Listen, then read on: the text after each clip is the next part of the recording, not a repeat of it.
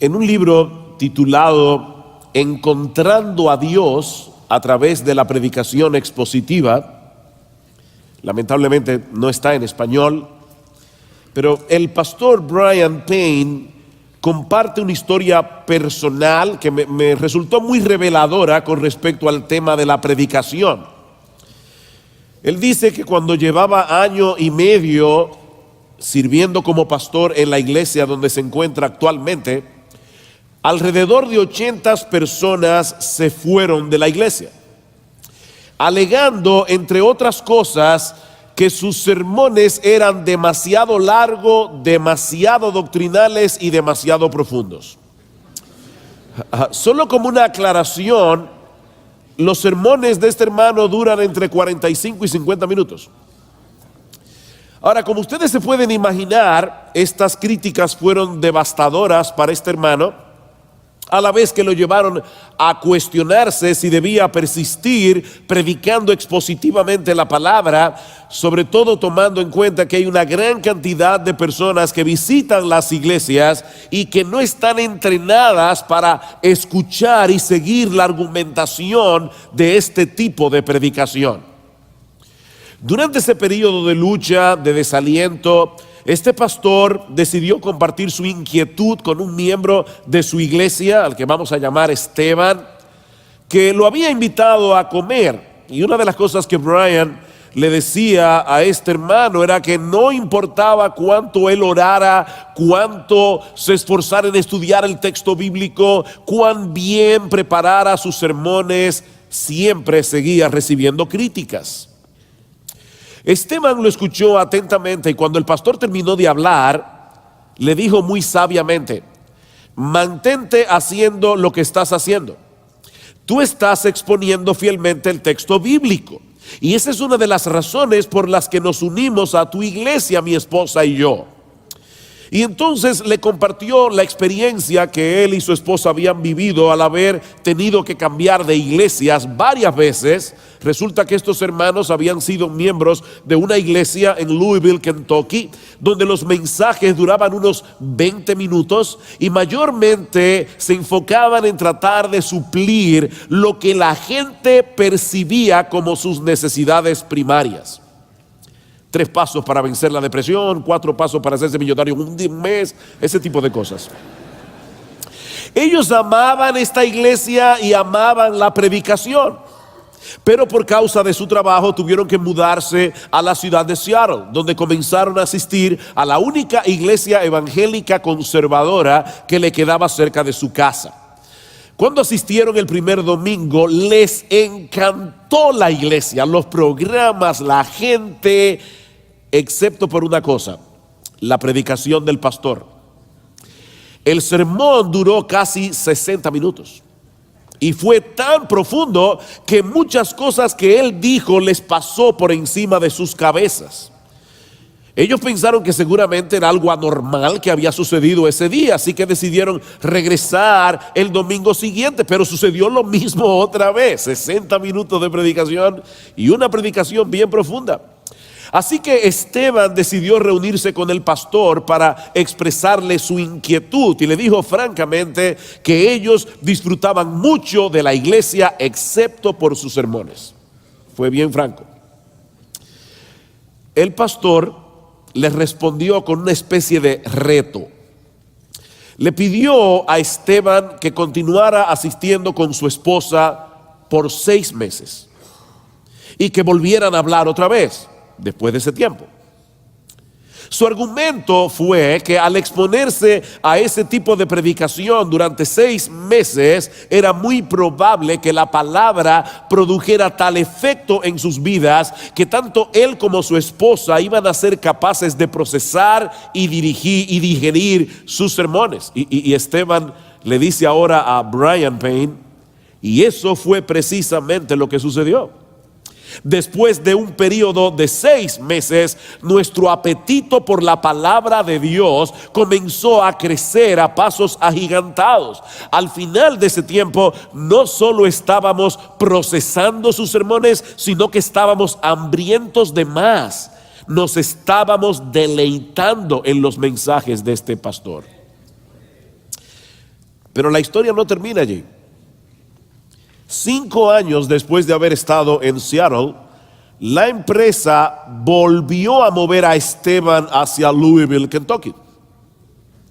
Y obviamente, ¿a qué iglesia ustedes creen que ellos iban a ir? A la iglesia de la que eran miembros al principio. Pero algo extraño sucedió. Después de haber estado escuchando la predicación por 5 minutos, Esteban y su esposa se dieron cuenta que ellos habían adquirido un paladar espiritual diferente. Ahora anhelaban escuchar otra cosa. Anhelaban escuchar algo más profundo. Ellos querían escuchar una exposición de la palabra de Dios. Esteban y su esposa habían sido transformados por la fiel exposición de la palabra. Su perspectiva de lo que era un servicio de adoración había cambiado de una preocupación egoísta por su bienestar privado a una adoración del Dios viviente. Ahora tenían un deseo genuino de conocer cada vez más acerca de Dios, acerca del carácter de Dios, acerca de la voluntad de Dios, acerca de las obras de Dios. Mis hermanos, ese es el resultado de exponerse domingo tras domingo a ese tipo de predicación en la que el texto bíblico es explicado y aplicado con fidelidad por un hombre llamado por Dios a predicar su palabra. Es a eso que llamamos predicación expositiva. Ese tipo de predicación en la que el predicador expone lo que el texto bíblico realmente dice. No lo que él cree que dice, no lo que la iglesia quisiera que el texto dijera, sino lo que el Espíritu Santo quiso realmente comunicarnos en ese pasaje de las Sagradas Escrituras. Mark Dever define ese tipo de predicación como la predicación en la que el punto principal del texto bíblico viene a ser el punto principal del sermón que se predica. Eso es predicación expositiva. Es ese tipo de predicación en la que el punto principal del texto bíblico es el punto principal del sermón que se predica. Y lo que yo quiero hacer en esta mañana es presentar una defensa de ese tipo de predicación. Y debo reconocer, por justicia, que estoy siguiendo muy de cerca el proceso de argumentación de Brian Payne en el libro que acabo de citar. ¿Por qué necesitamos con urgencia recuperar la predicación expositiva en nuestras iglesias? Bueno, en primer lugar, porque es a través de su palabra que Dios manifiesta su poder, su autoridad y su presencia especial en el mundo. Es a través de su palabra que Dios manifiesta su poder, su autoridad y su presencia especial en el mundo. El poder omnipotente de Dios se manifiesta a través de su palabra. Mis hermanos, Dios actúa hablando. Todo lo que Él hace, lo hace por medio de su palabra. Lean Génesis 1.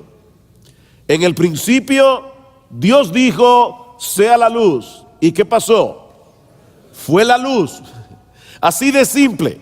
Nuestro Dios es capaz de traer a la existencia cosas que no existían únicamente por su palabra. Por la palabra de Jehová fueron hechos los cielos, dice el salmista en el Salmo 33, versículo 6, y todo el ejército de ellos por el aliento de su boca. Y el autor de la carta a los Hebreos nos dice en Hebreos capítulo 11 versículo 3 que por la fe entendemos haber sido constituido el universo por la palabra de Dios, de modo que lo que se ve fue hecho de lo que no se veía. Él habló y una cantidad ilimitada de seres y de cosas vinieron a la existencia, desde estrellas gigantescas hasta pequeños virus como el que yo tengo en este momento, que no se ve, pero que afecta el cuerpo. La creación es una prueba contundente del inmenso poder que se desata cuando la palabra de Dios es hablada por Dios. Y debemos tomar en cuenta, mis hermanos, que el universo, así de grandioso como es, no es más que una pequeña muestra de lo que Él es capaz de hacer cuando habla. Después de describir algunos aspectos de la majestuosidad incomprensible de la creación, Job nos dice en Job capítulo 26, versículo 14, que todas estas cosas son solo los bordes de sus caminos, y cuán leve es el susurro que hemos oído de él, pero el trueno de su poder, ¿quién lo puede comprender? Wow. ¿Escucharon eso, mis hermanos? La creación es el producto del susurro de Dios. ¿Ustedes se imaginan si él hubiera tronado? Pero nuestro Dios no solamente crea el mundo a través de su palabra, sino que también lo gobierna en su providencia a través de esa misma palabra. Y yo me temo, mis hermanos, que nosotros estamos tan acostumbrados a hablar en términos de procesos naturales que fácilmente podemos perder de vista a Dios gobernando su creación a través de su palabra. Dice el salmista en el Salmo 147, los versículos 15 al 18, que Dios envía a la tierra su palabra. ¿Y qué pasa? Cae la nieve como lana. Y luego envía de nuevo su palabra y el hielo se derrite y fluyen las aguas. ¿Cuándo fue la última vez que tuviste nieve caer? ¿Y cuándo fue la última vez que viendo nieve caer tú pensaste Dios dio la orden de que la nieve cayera? O tú pensaste, bueno, eso es un proceso natural de condensación y todo lo que uno explica. Me encanta como lo dice David en el Salmo 29, voz de Jehová sobre las aguas, truena el Dios de gloria. Jehová sobre las muchas aguas, voz de Jehová con potencia, voz de Jehová con gloria, voz de Jehová que quebranta los cedros, voz de Jehová que derrama llamas de fuego, voz de Jehová que hace temblar el desierto, voz de Jehová que desgaja las encinas y desnuda los bosques, en su templo todo proclama su gloria. La voz de Dios pone en movimiento la rueda de su omnipotencia. Él crea por su palabra, Él gobierna el universo por su palabra, Él trae juicio sobre el mundo por su palabra, dice en el Salmo 46, versículo 6, y por esa misma palabra Él cambia el corazón de los perdidos. Él crea la iglesia, Él nutre y edifica a los creyentes. Por eso Pablo en Hechos capítulo 20 versículo 32, en el discurso que dio a los ancianos de Éfeso, les dice: y ahora os encomiendo a la palabra de gracia, la cual tiene poder para sobreedificaros y daros herencia entre los santificados. Es la palabra de Dios la que produce la regeneración, es la palabra de Dios la que crea la iglesia, es la palabra de Dios la que edifica a los creyentes. Pastores, predicadores que están aquí, no es tu opinión y la mía la que va a hacer eso, es la palabra de Dios. Pero Dios no solo manifiesta su poder por medio de su palabra, sino también su autoridad. Su autoridad, la palabra de Dios viene con la autoridad de Dios. Hace unas semanas, meses largos atrás, invitamos a un joven predicador, buen predicador, a predicar la palabra en nuestra iglesia.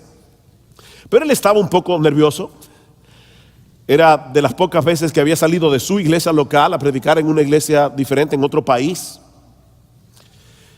Y yo me di cuenta que estaba preocupado, así que antes de salir de casa le puse la mano en el hombro y le dije, óyeme bien, tú vas a predicar la palabra de Dios. Así que súbete al púlpito de nuestra iglesia como un embajador del Rey del universo. No tienes nada que temer. Tú vas a hablar en su nombre, no en el tuyo. Él me miró y me dijo, si antes estaba nervioso, ahora estoy más nervioso. Pero lo cierto es, mis hermanos, que lo peor que puede hacer un predicador es subirse en un púlpito a pedir excusas. Nosotros predicamos con autoridad, no porque tenemos autoridad, porque la Biblia que predicamos tiene autoridad. Nos sometemos al Señor sometiéndonos a su palabra, y de la misma manera el que se rebela contra la palabra se rebela contra Dios, no contra el predicador, contra Dios. Eso fue lo que sucedió en el huerto del Edén. Dios creó al hombre, lo colocó en el huerto del Edén y le dio una orden, le dio un mandato: de todos los árboles del huerto podrás comer, mas del árbol que está en medio del huerto, el árbol de la ciencia del bien y del mal, no comerás, porque el día que de él comieres, ciertamente morirás. Génesis capítulo 2, versículo 17. La vida y la muerte de Adán y Eva dependían de su obediencia a la palabra de Dios. Y como todos sabemos, Adán y Eva pecaron y de ese modo quebrantaron la relación que disfrutaban con el Señor en el huerto del Edén.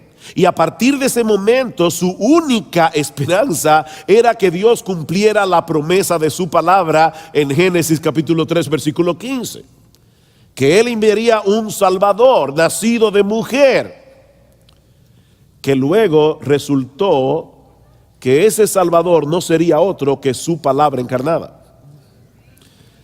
¿Han pensado en eso, hermanos? Dios, para salvarnos, envió a su palabra. Su palabra es Jesús. Es de eso que se trata toda la Biblia, de que Dios al final de la historia iba a enviar su palabra encarnada. En el principio era el verbo era con Dios y el verbo era Dios, y este verbo fue hecho carne, Juan 1:14, y vimos su gloria, gloria como del unigénito del Padre, lleno de gracia y de verdad. Dios envió su palabra con la que Él creó el mundo, con la que Él sostiene el universo. Dios envió a su palabra a salvarnos. A través de todo el Antiguo Testamento Dios habló con autoridad a través de los profetas, pero el Señor Jesucristo es su declaración final. Él es la revelación final de Dios. Hebreos capítulo 1 versículo 1: Dios, habiendo hablado muchas veces y de muchas maneras a los padres por los profetas, en estos postreros días nos ha hablado por el Hijo, a quien constituyó heredero del universo y por quien Él sostiene todas las cosas, el Hijo. ¿Saben que en el texto original lo que el texto dice es que Dios, habiendo hablado de muchas maneras a los padres por los profetas, en estos días nos ha hablado en Hijo? Eso es lo que dice el texto literalmente. Uno de los problemas que muchos de ustedes tienen viviendo en este país es que ustedes hablan español, pero muchos de sus hijos se acostumbran a hablar inglés. Y ahora uno dice, bueno, el idioma en el que yo me expreso mejor es en español, pero mi hijo, el inglés, es el idioma en que él se expresa mejor. Bueno, mis hermanos, lo que dice el autor de la carta a los Hebreos es que el mejor idioma en que Dios se expresa es en Hijo. Dios habló en Hijo. Ese es el lenguaje de Dios. Y es por ese Hijo que Dios sostiene el universo, ese Hijo que también es Dios. Es por eso que en el Nuevo Testamento el criterio por el que se evalúa la genuinidad de nuestro discipulado es creer y obedecer las palabras de Jesús. Dijo entonces Jesús a los judíos que habían creído en Él, Juan capítulo 8 versículo 31, si vosotros permaneciereis en mi palabra, seréis verdaderamente mis discípulos. Y luego más adelante dice, al que oye mi palabra y no las guarda, yo no lo juzgo, porque no he venido a juzgar al mundo, sino a salvar al mundo. El que me rechaza y no recibe mis palabras, tiene quien le juzgue. La palabra que he hablado, ella lo juzgará en el día postrero, porque yo no he hablado por mi propia cuenta. El Padre que me envió, Él me dio mandamiento de lo que he de decir y de lo que he de hablar. ¿Escuchaste eso, predicador? Cuando Dios el Hijo vino, Él se limitó a decir lo que el Padre le dijo que dijera. ¿Cómo nos atrevemos nosotros a decir otra cosa? Dice Jesús, el Padre que me envió, Él me dio mandamiento de lo que he de decir y de lo que he de hablar, y sé que su mandamiento es vida eterna. Así pues, lo que yo hablo, lo hablo como el Padre me lo ha dicho. Escuchar la palabra del Hijo es escuchar la palabra del Padre. Pero ahora escuchen, escuchar la palabra de los apóstoles en el Nuevo Testamento es escuchar la palabra del Hijo. Vayan conmigo a Juan capítulo 14. Juan capítulo 14. Y este es un texto muy conocido, pero lamentablemente a veces desconectamos lo que dice el versículo 23 con lo que luego dice en el versículo 26. Dice el Señor: respondió Jesús, Juan 14, 23, y le dijo: el que me ama, mi palabra guardará, y mi Padre le amará, y vendremos a él y haremos morada con él. El que no me ama no guarda mis palabras. No importa cuánto cante en la iglesia, cuánto cierre los ojos, cuántos calambres él experimente en el servicio de adoración. No, el que no guarda la palabra de Jesús no ama a Jesús. Y la palabra que habéis oído no es mía, vuelvo, insiste, sino del Padre que me envió. Os he dicho estas cosas estando con vosotros. Oh, es que Jesús ya se va. Y entonces ahora, ¿cómo iremos su palabra? ¿Será que Él va a hablarnos directamente desde el cielo? ¿Tenemos que oír la voz de Jesús desde el cielo? Versículo 26. Mas el Consolador, el Espíritu Santo, a quien el Padre enviará en mi nombre, Él os enseñará todas las cosas y os recordará todo lo que yo os he dicho. ¿Para qué? Para que escribieran las palabras de Jesús en el Nuevo Testamento. El Nuevo Testamento es la revelación de Jesús. Me encanta como dice John Piper: ¿tú quieres oír audiblemente la voz de Dios? Lee la Biblia en voz alta. Porque aquí está. Todo lo que Él quiere decir está aquí. Más adelante, Juan capítulo 16, versículo 13 dice: pero cuando venga el Espíritu de verdad, Él os guiará toda la verdad, porque no hablará por su propia cuenta, sino que hablará todo lo que oyere y os hará saber las cosas que habrán de venir. La voz de Jesús la tenemos aquí en la Biblia. Hoy día hay personas que claman ser apóstoles. Mis hermanos, déjenme decirles algo: la iglesia de Jesús, la verdadera iglesia, es apostólica. Pero es apostólica no porque tenga apóstoles. Es apostólica porque está fundamentada, como dice Pablo en Efesios capítulo 2, versículo 20, sobre el fundamento de los apóstoles y profetas revelado aquí en este libro. Lo que pasa es que hay personas que les fascinan los títulos. Parece que ser pastor no es suficiente. Ahora son apóstoles. Mañana van a ser, bueno, ya hay patriarcas también. Yo no sé cómo las esposas lo aguantan, pero hay patriarcas. Mañana serán arcángeles. Pero la verdadera iglesia apostólica es la que está fundamentada en el Nuevo Testamento. Ahora, Dios no solamente manifiesta su poder y su autoridad a través de su palabra, sino también su presencia personal en el mundo. Mis hermanos, donde está la palabra de Dios, Dios está allí. Es a través de su palabra. Es por eso que en la Biblia se equipara la presencia de Dios con la presencia de su palabra. Por ejemplo, en Deuteronomio capítulo 4, versículo 7, para que lo anoten y lo busquen luego, dice que Dios es un Dios cercano a Israel. Dios está cerca de Israel, dice en el Antiguo Testamento. Sin embargo, en el mismo libro de Deuteronomio, en el capítulo 30, los versículos 11 al 14, y casi en los mismos términos, Moisés afirma que la palabra de Dios está cerca de Israel.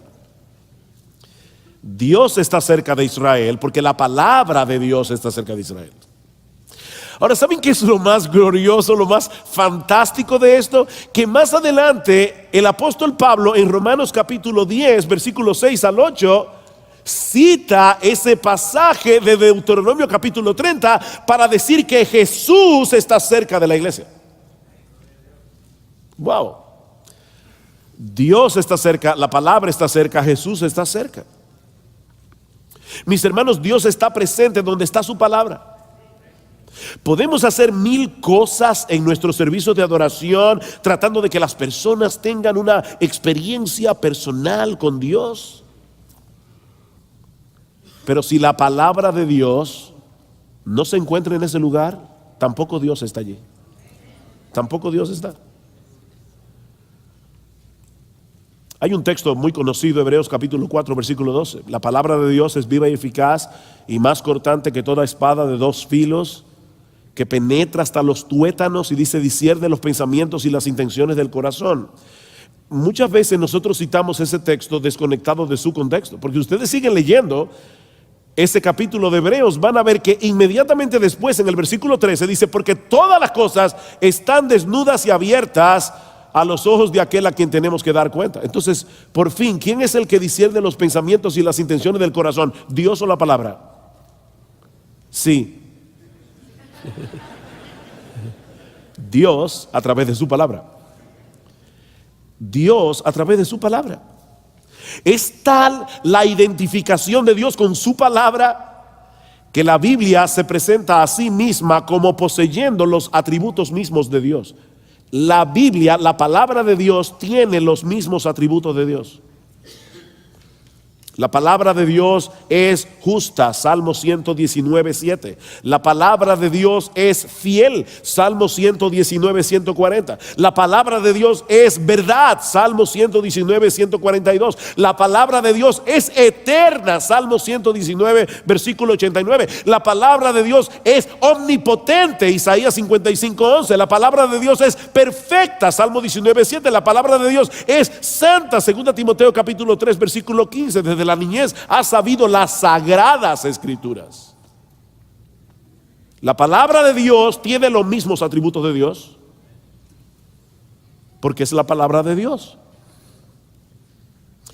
Ahora, mis hermanos, si es a través de su palabra que Dios manifiesta su poder, su autoridad y su presencia especial en el mundo, ¿de qué otra manera pudiéramos ejercer una mayor influencia a través de nuestros ministerios si no es exponiendo fielmente la palabra de Dios que es viva y eficaz?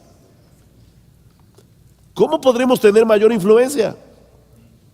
Si realmente creemos lo que Dios nos dice en su palabra acerca de su palabra, y esto no es redundante, lo que Dios nos dice en su palabra acerca de su palabra, si nosotros creemos eso, no vamos a querer hacer otra cosa que ser megáfonos de la voz de Dios al exponer el texto bíblico. Una cosa se deriva de la otra. Si la Biblia es lo que ella dice que es, entonces nuestra tarea no puede ser otra que la de dejar oír en nuestra predicación lo que el texto dice en su contexto, porque es Dios el que habla en su palabra. Ahora, esa no es una mera inferencia de la naturaleza de las Escrituras. Y aquí viene mi segundo punto. ¿Por qué debemos predicar expositivamente? ¿Por qué debemos recuperar la predicación expositiva? Hemos dicho en primer lugar porque es a través de su palabra que Dios manifiesta su poder, su autoridad y su presencia especial en el mundo. Pero la segunda razón por la que debemos predicar la palabra de Dios es porque Dios nos ordena que lo hagamos. Así de sencillo. Dios nos ordena que prediquemos la palabra de Dios. Vayan conmigo, por favor, al capítulo 3 de la segunda carta de Pablo a Timoteo. Segunda carta de Pablo a Timoteo. Como ustedes saben, esta fue la última carta que Pablo escribió, estando a punto de morir martirizado en la ciudad de Roma. De manera que esta carta es algo así como su testamento espiritual. Ese es el legado que él dejó en manos de su hijo en la fe, sabiendo de antemano que Timoteo iba a tener que enfrentar muchas dificultades. Dice en el capítulo 3, versículo 1, también debes saber esto, que en los postreros días vendrán tiempos peligrosos. Y solo como una aclaración, en el Nuevo Testamento se usa la frase los postreros días o los postreros tiempos, no para referirse primariamente a los días que anteceden la venida del Señor, sino más bien a esta última etapa en la historia de la redención que empezó en el día de Pentecostés. Y yo no tengo tiempo para detenerme a demostrar esto, pero yo les pido que luego busquen en sus Biblias Hechos capítulo 2, versículos 16 al 17, donde Pedro el día de Pentecostés dice: esto es lo dicho por el profeta Joel en los postreros días, pam, pam, pam. Y luego primera de Juan capítulo 2, versículo 18, donde Juan dice explícitamente: hijitos, este es el último tiempo. Esta es la última etapa en la historia de la redención. De manera que Timoteo y nosotros nos encontramos dentro de esa misma etapa de la historia redentora que Pablo describe como tiempos peligrosos. Vendrán tiempos peligrosos. ¿Y cuál es la naturaleza del peligro que tanto Timoteo como nosotros vamos a enfrentar en nuestros ministerios? Versículo 2.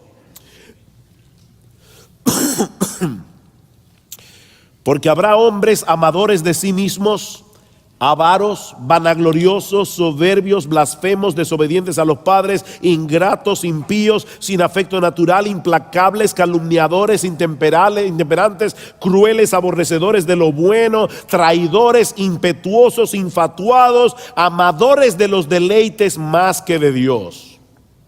¿Qué lista? Ahora, alguien pudiera pensar que esos rasgos de carácter que Pablo acaba de mencionar aquí han estado presentes entre los impíos desde que el mundo es mundo. ¿No es así? Pero hay una diferencia fundamental, y es que en los postreros días estos hombres no van a estar solo en el mundo.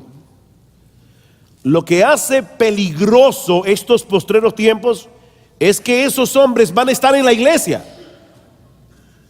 Oh, ahí está la diferencia, versículo 5, que tendrán apariencia de piedad, pero negarán la eficacia de ella. A estos evita, versículo 8, y de la manera que Janes y Jambres resistieron a Moisés, así también estos resisten a la verdad, hombres corruptos de entendimiento, réprobos en cuanto a la fe. Mis hermanos, las personas que Pablo está describiendo aquí no están fuera de las iglesias, están adentro y fascinando a mucha gente con sus enseñanzas. Y eso es lo que Pablo va a decir más adelante. Lo veremos ahora cuando Pablo dice: Timoteo, predica la palabra, porque vendrá tiempo cuando no sufrirán la sana doctrina, sino que teniendo comezón de oír, amontonarán maestros conforme a sus propias concupiscencias. El problema, el peligro de los últimos tiempos es que estos hombres van a estar en la iglesia, fascinando a las personas. Es un cuadro aterrador. ¿Cómo se supone que los ministros del evangelio vamos a poder hacer la obra del Señor cuando este tipo de persona está tratando de infiltrarse en las iglesias vestidos de ovejas, disfrazados de ovejas? Algo interesante en esta lista de adjetivos, si tú la puedes leer en el idioma original, y para eso está Logos, los que no pueden ir al seminario, un anuncio gratuito. ¿Dónde está José? José está por aquí, José Martínez. Si tú lees esa lista en el idioma original, te vas a dar cuenta que la lista comienza con dos palabras que poseen el prefijo philos, que significa amor. Dice amadores de sí mismos y amadores del dinero, filargurio, amadores del dinero. Pero la lista termina con otras dos palabras que tienen el mismo prefijo. Eso no se ve en español, pero dice amadores de los deleites en vez de ser amadores de Dios. De manera, mis hermanos, que el problema de esta gente no radica en el hecho de que ellos hacen cosas malas.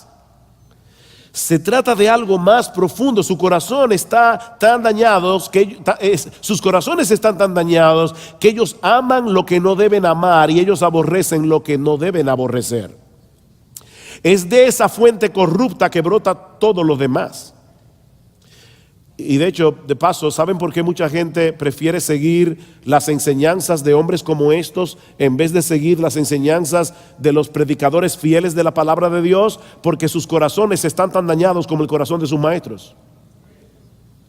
Es por eso que las iglesias de la prosperidad están llenas de gente. Están llenas de personas amadores de sí mismas y están llenas de personas amadoras del dinero. Los que predican se aman a sí mismos y aman el dinero, y los que lo escuchan se aman a sí mismos y aman el dinero. Por eso están llenas de personas. Ahora bien, ¿hay algo que nosotros como pastores podamos hacer o decir que sea capaz de cambiar radicalmente el curso de los afectos de esas personas? ¿Existe algún programa, existe algún tratamiento psicológico que sea capaz de cambiar el corazón de estas personas para que en vez de ser amadores de sí mismos, amen a Dios y a los demás? Para que en vez de ser amadores del dinero, amen la verdad. ¿Qué podemos hacer nosotros? Nada. Nada, no tenemos capacidad para hacer eso. No podemos cambiar el curso de los afectos de esas personas. Esas personas no pueden cambiar porque no quieren cambiar. Y nosotros no podemos hacer absolutamente nada en nuestra propia capacidad para cambiar el curso de sus afectos. Esa es una de las razones por la que el ministerio nunca ha sido fácil y nunca lo será. Versículo 10. Pero tú has seguido mi doctrina, conducta, propósito, fe, longanimidad, amor, paciencia, persecuciones, padecimientos como los que me sobrevinieron en Antioquía, en Iconio, en Listra, persecuciones que he sufrido y de todas me ha librado el Señor. Y también todos los que quieren vivir piadosamente en Cristo Jesús padecerán persecución. Mas los malos hombres y los engañadores irán de mal en peor, engañando y siendo engañados. Engañando y siendo engañados. Esa no parece ser una nota muy alentadora para un joven pastor como Timoteo, que para colmo de males podemos inferir de las cartas de Pablo que Timoteo tenía una tendencia a retraerse. Y Pablo tiene que decirle: Timoteo, Dios no nos ha dado espíritu de cobardía, sino de poder, de amor y de dominio propio.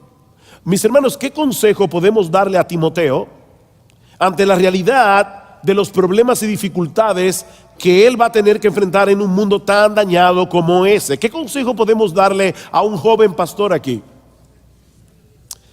Ahí es donde entran en juego los expertos en mercadotecnia eclesiológica, diciéndonos que ante esa realidad nosotros debemos ser innovadores. Debemos hacer el esfuerzo de que nuestras iglesias no se vean muy diferentes al mundo que la rodea, para que las personas, los incrédulos, se sientan lo más cómodo posible dentro de ella. Timoteo, si quieres ser relevante a la cultura a tu alrededor, vas a tener que adaptarte a los tiempos. Los hombres del siglo XXI son muy diferentes a los siglos que nos han precedido. Así que, Timoteo, tenemos que ser creativos si queremos alcanzarlos con el evangelio. Eso fue lo que Pablo le dijo a Timoteo, ¿verdad? No, ni en español, ni en griego, ni en inglés. No.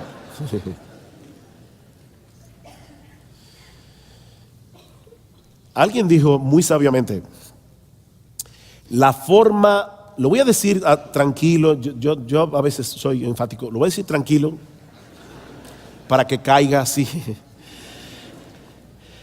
La forma más eficaz de alcanzar al mundo con el evangelio no es proveyendo a las personas las mismas cosas que ellos ya tienen en el mundo, sino más bien ofreciéndoles una alternativa que solo Dios puede dar: su palabra. Versículo 14. Pero persiste tú. Ven el contraste. Timoteo, aquí están los falsos maestros, amadores de los deleites más que de Dios, amadores de sí mismos, amadores del dinero, y mucha gente que tienen ese mismo amor, van a seguir por montones a esa gente. Pero tú persiste en lo que has aprendido y te persuadiste.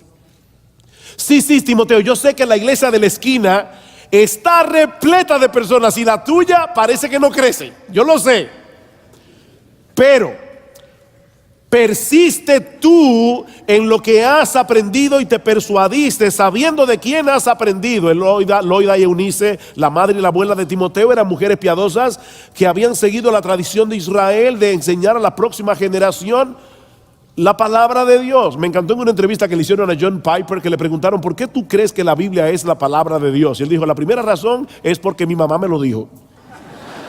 Mi mamá me lo enseñó así, y ella no me va a hacer mal. Timoteo le dice: recuerda de dónde tú has aprendido, también de mí, dice Pablo, y de tu mamá y de tu abuela, sabiendo de quién has aprendido. Y aquí vienen las razones que Pablo le da a Timoteo. Dice: persiste en eso, sabiendo que desde la niñez has sabido las sagradas escrituras, las cuales te pueden hacer sabio para la salvación por la fe que es en Cristo Jesús. Toda la escritura es inspirada por Dios y útil para enseñar, para redarguir, para corregir, para instruir en justicia, a fin de que el hombre de Dios sea perfecto, enteramente preparado para toda buena obra. Esa es la razón, Timoteo, por la que tú no debes seguir las novedades de los falsos maestros. Vendrán hombres malos, engañadores, que irán de mal en peor, engañando y siendo engañados. Pero en lo que respecta a ti, mantente firme, no te apartes de las convicciones doctrinales que hasta ahora te han dominado con respecto a la palabra de Dios. Y esto, Timoteo, por tres razones. En primer lugar, porque solo las sagradas escrituras tienen la capacidad de hacerte sabio para la salvación por la fe que es en Cristo Jesús. ¿Vieron en el versículo 15? Ningún otro libro del mundo puede hacer eso. La ley de Jehová es perfecta, que convierte el alma. Esas palabras del salmista siguen siendo tan vigentes hoy como cuando fueron escritas hace miles de años atrás. La ley de Jehová sigue siendo perfecta. La ley de Jehová convierte el alma, porque la ley de Jehová nos lleva a la fe que es en Cristo Jesús. En segundo lugar, Timoteo debe mantenerte firme por el origen de la palabra. Toda la escritura es inspirada por Dios. Es la palabra de Dios que viene con el poder y la autoridad de Dios, como vimos ya. Y en tercer lugar, porque la escritura es suficiente para llevar a cabo el propósito para el cual Dios la inspiró: para enseñar, redarguir, corregir, instruir en justicia, para equipar al hombre de Dios para que pueda hacer la obra. Lo que Pablo está diciendo aquí es muy similar a lo que dice el profeta Isaías 55, porque como desciende de los cielos la lluvia y la nieve y no vuelve allá, sino que riega la tierra y la hace germinar y producir y da semilla al que siembra y pan al que come, así será mi palabra que sale de mi boca. No volverá a mí vacía, sino que hará lo que yo quiero y será prosperada en aquello para lo que le envié. Qué glorioso. Predica la palabra, porque Dios va a hacer con su palabra lo que Él quiera. No con la mía ni con la tuya, sino con la de Él, con su palabra. A la luz de esa realidad, ¿qué debemos hacer nosotros, los pastores y predicadores? Capítulo 4. Te encarezco delante de Dios y del Señor Jesucristo, que juzgará a los vivos y a los muertos en su manifestación y en su reino, que prediques la palabra, que instes a tiempo y fuera de tiempo, redarguye, reprende, exhorta con toda paciencia y doctrina, porque vendrá tiempo cuando no sufrirán la sana doctrina, sino que teniendo comezón de oír, se amontonarán maestros conforme a sus propias concupiscencias y apartarán de la verdad el oído y se volverán a las fábulas. ¿Qué debe hacer Timoteo? Predica la palabra. Predica la palabra. Y de paso esa frase está en modo imperativo, lo que significa que no es una opción entre otras opciones, no es una sugerencia, es una orden. Dios nos manda a proclamar como heraldos la palabra de Dios. Eso es lo que significa la palabra predicar, es la palabra keruso, proclamar en alta voz como un heraldo. En los tiempos antiguos, los heraldos iban por las calles anunciando en alta voz la victoria de un rey, ¿Las nuevas políticas de un nuevo gobierno o la llegada del emperador? Bueno, eso es exactamente lo que nosotros debemos hacer como predicadores cristianos. Debemos predicar fielmente la palabra para dar a conocer la victoria del Rey Jesús. Es lo primero. Él venció en la cruz, como vimos ayer. Debemos anunciar como heraldos las políticas de su gobierno. Arrepiéntete, cree, vive en santidad, todo lo que dice el Nuevo Testamento. Y anunciar como heraldos la realidad de su segunda venida. Comentando acerca de este texto, alguien dice que la predicación de la palabra centrada en el Evangelio es el único medio ordenado por Dios para preparar a los pecadores para la llegada de ese día. ¿Cuál día? El día de la segunda venida. Así que lo que Pablo está diciendo aquí es: Timoteo, los tiempos son peligrosos, los creyentes son perseguidos por causa de su fe, los engañadores irán de mal en peor, pero tú, Timoteo, predica la palabra a tiempo y fuera de tiempo. Es decir, cuando sea factible hacerlo, cuando sea peligroso hacerlo. Timoteo, aunque todo el mundo te diga que la predicación de la palabra ya dejó de ser relevante en una cultura dominada por los videos, predica la palabra. Predica la palabra. No sustituyas la predicación de la palabra en la iglesia absolutamente por nada. Quita los títeres, Timoteo. Saca los payasos. ¿Saben que hay iglesias que tienen payasos? Y hay predicadores que son unos payasos aunque no estén disfrazados.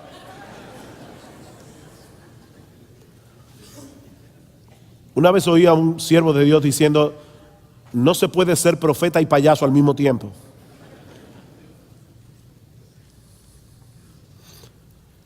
Predica la palabra, redarguye, reprende, exhorta con toda paciencia y doctrina. Y la paciencia es necesaria, mis hermanos, por dos razones. En primer lugar, porque los cambios no se producen de la noche a la mañana. Los pastores a veces quieren, ya predicaron del amor y todos se aman.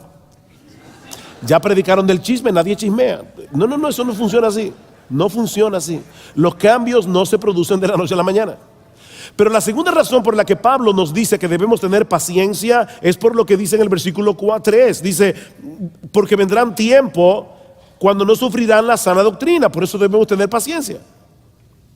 Sino que teniendo comezón de oír, se amontonarán maestros. ¿Ustedes se imaginan eso? Personas amontonándose falsos maestros para que les rasquen el oído, para escuchar lo que ellos quieren escuchar. Como dice William Hendrickson, el anhelo de esta gente es tener maestros que se adapten a sus propios caprichos o a sus gustos pervertidos. Pero tú, Timoteo, ven versículo 5, otra vez el contraste, pero tú. Hay tres pero tú en el texto. En el versículo 10, en el versículo 14 del capítulo 3 y en el versículo 5 del capítulo 4. Esto es lo que hacen los falsos maestros. Pero tú eres diferente. Tú eres un siervo de Dios. Pero tú, sé sobrio en todo. Versículo 5. Es decir, Timoteo, mantente en tu sano juicio. No te dejes arrastrar por el deseo de esta gente de ver y escuchar cosas sensacionales y extravagantes. Timoteo, sé sobrio. Sé sobrio. Segundo lugar, soporta las aflicciones. Soporta las aflicciones. Recuerda que todos los que quieran vivir piadosamente en Cristo Jesús padecerán persecución. Y eso incluye a los que persisten en predicar la palabra cuando la gente no quiere oír la palabra. Haz obra de evangelista en la iglesia y fuera de la iglesia. Comparte el evangelio con los perdidos. Cumple tu ministerio. ¿Cómo?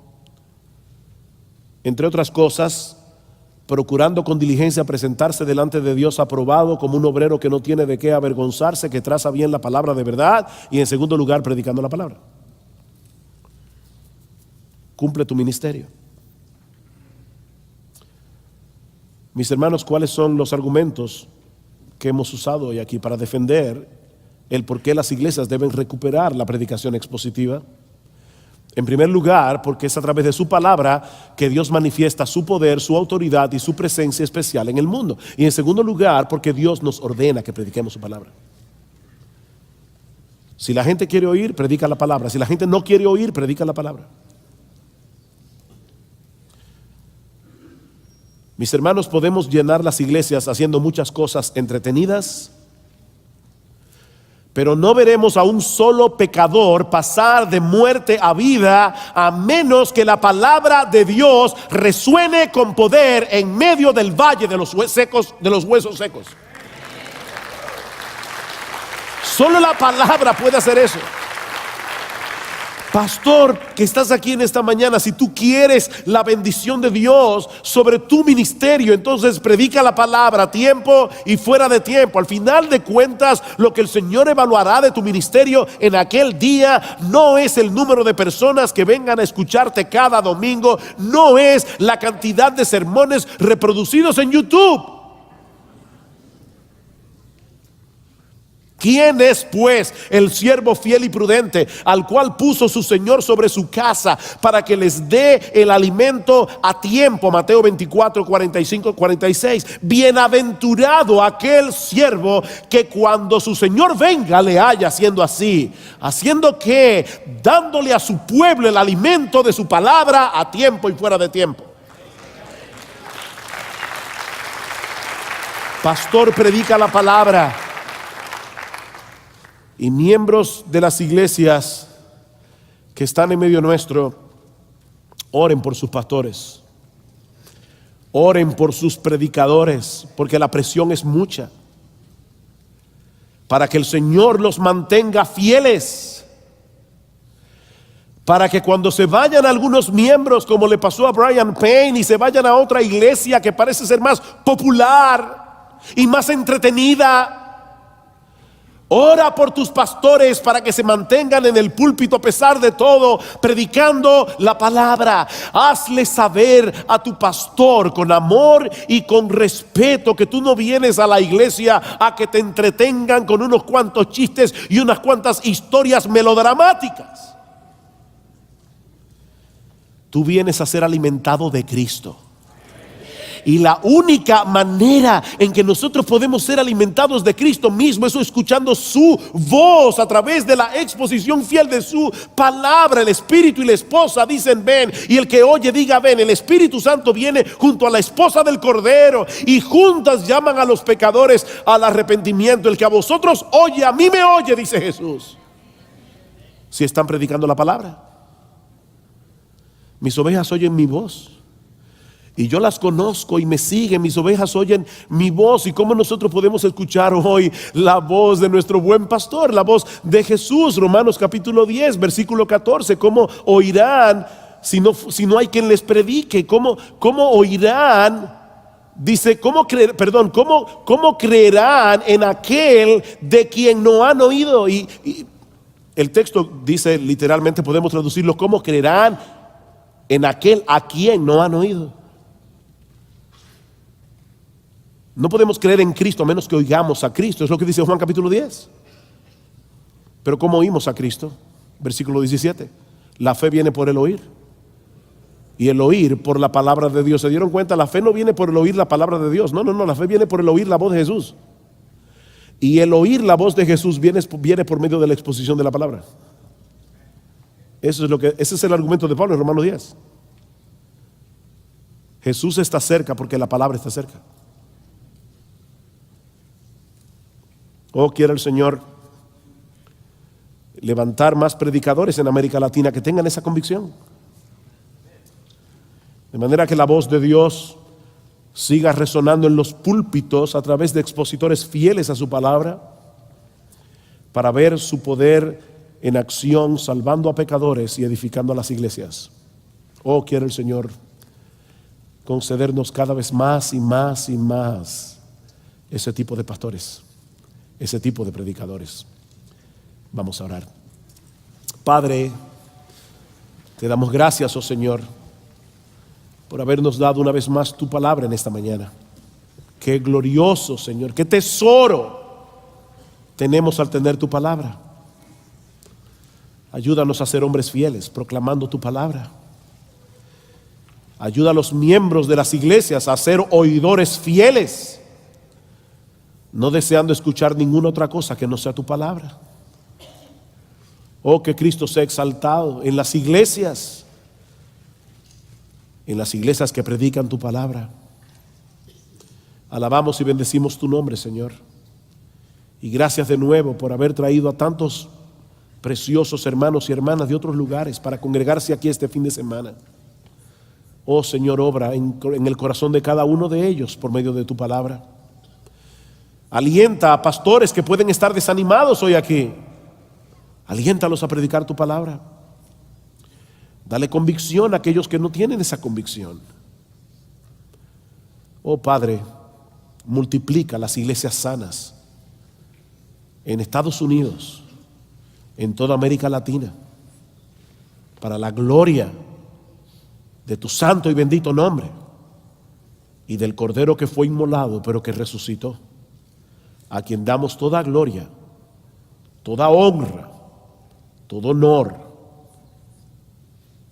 toda adoración, nuestro bendito Señor y Salvador Jesucristo. Amén.